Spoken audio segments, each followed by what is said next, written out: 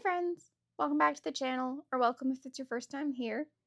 I'm Trula, your lovely hostess, and of course, it's another book review day. And this one I'm really excited about because it has been on my list to read, has been sitting on my bookshelf since I saw it, and I am still plotting a trip to Boston, hopefully before the end, Boston Salem area, before the end of 2026. And it will be going into my suitcase so that I can get the author to sign it because she owns the shop HausMagick in Salem, Massachusetts. And I loved this book. This is HausMagick, Transform Your Home with Witchcraft by Erica Feldmann. I absolutely loved reading this. And I've already kind of been on my journey of making my home a little bit more me and functioning well in the way that I like to live. Like, honestly, the bedroom looks immensely better because I've been focusing on making it my witchy oasis of just, this is my space to like come in and meditate and be with me in the middle of doing all of the magic. And so this book came right in perfect time of me being in that era of doing that. So, of course, we always do the little blurbs on the back. Discover your inner witch and bring magic into your home, combining the principles of interior design with traditional witchcraft, tarot, crystal healing, energy cleansing, clearing, and astrology. Erica Feldmann, founder of the beloved store HausMagick, makes it easy for you to transform your home into a space of comfort, protection, and balance. And the little quote inside: what most homes are missing isn't a beautiful sofa or perfect decor. It's simply the intention to make them feel special. This is a spell book of interior alchemy.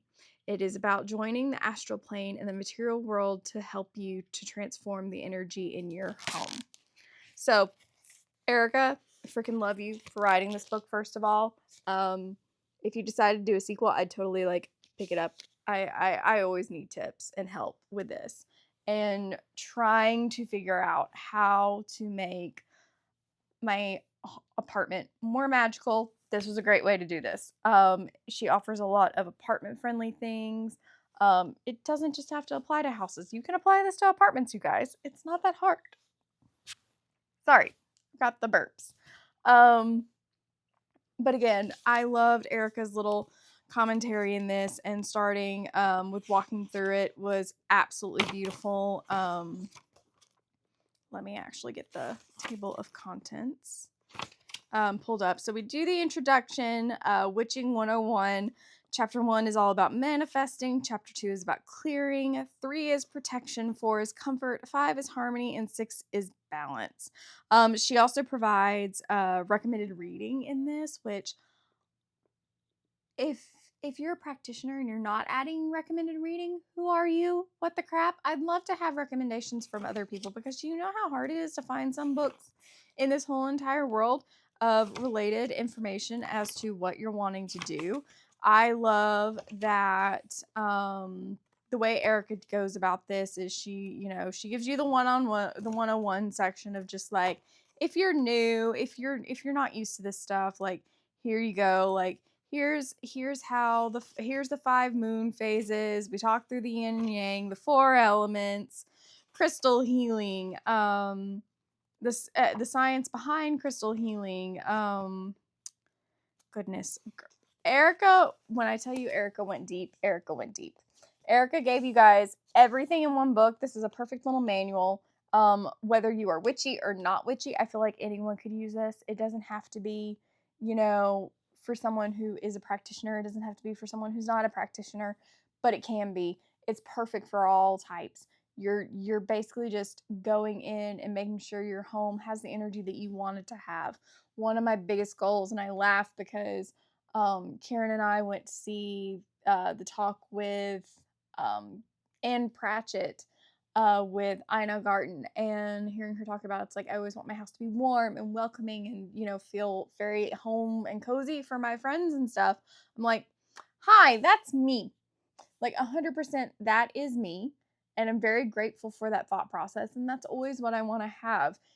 You'll notice, like, there's a blanket behind me. I will tell you right now, there's a blanket on every chair in my apartment. There are extra blankets everywhere. I have quilts and trunks. I have blankets sitting everywhere so that if you get cold, you can have a blanket and you can get snuggled and comfy. Sometimes I just like to have a blanket to snuggle under when I'm watching a movie, which is exactly why I ended up putting a TV in my bedroom. Like, I just like to snuggle under blankets and be comfy. So, like, I want everyone else to be as comfortable as I want to be. So, this is a great little book for that. There's clearing spray recipes. There's talking about, how you do energetic cleansing, how, helping you do banishing stuff, witness spell, um, going through the keep, donate, trash, how to like strategize your clearing and stuff like that.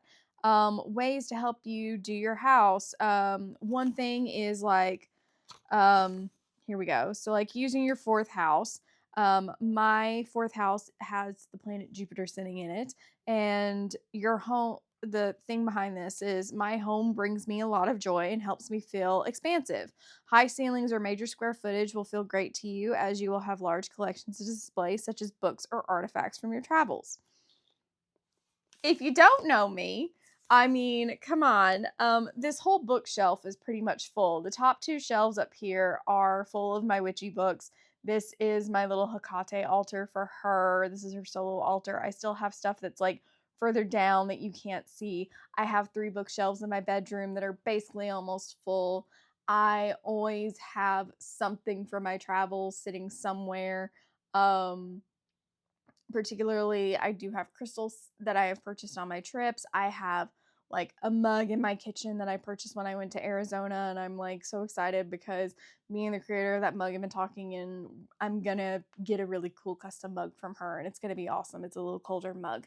I always have little things that like I might not have purchased, but my friends purchased. I have a friend who got me we had an incident with my Captain America spirit jersey, and I have a little Sam Wilson statue that he also bought for me when he helped me replace that. And then it's like you go into your moon sign, which, fun fact, I'm a Virgo. And so here's the funny part is that my Jupiter and my moon sign kind of go at opposites with each other, because minimalism is attractive to you because of your tendency toward precision and perfectionism. Your refined taste should bring in only the most tasteful furnishings and art. Your home should support your need to be organized and clutter-free with plenty of storage, furniture, and or closets. Very on very on brand, very on point. I think that's why I prefer larger open spaces, because I can create more storage opportunities there.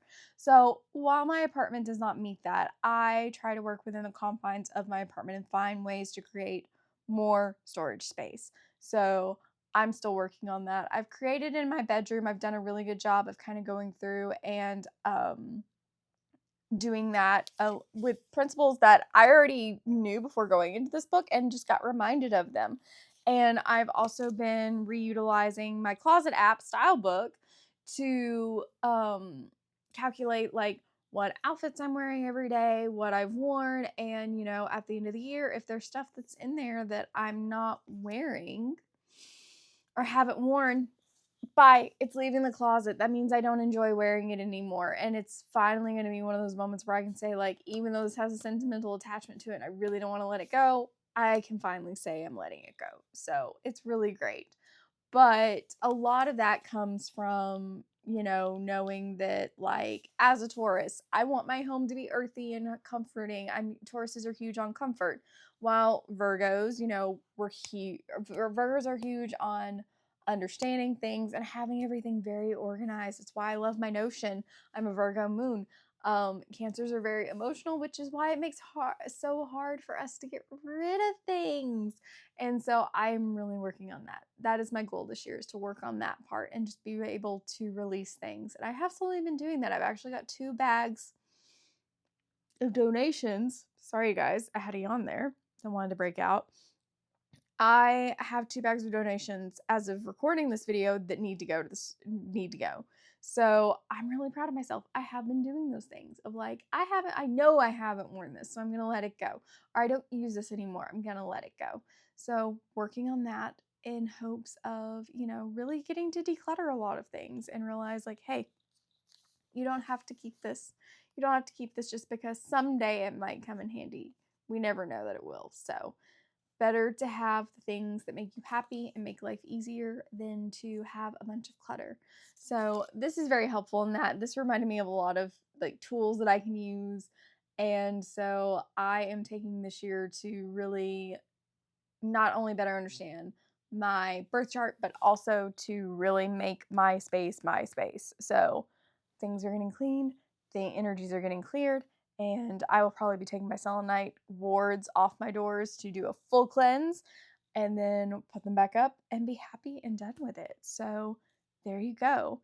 And next week's video, of course, is going to be another witchy book, The Magic of Birthdays, Ritual Spells and Recipes for Honoring Your Solar Return by Hannah Hawthorne, Simply Witched here on YouTube. So if this sounds like a book that you're interested in, come back next week and we will be talking about it. So with that, I will see you all next week.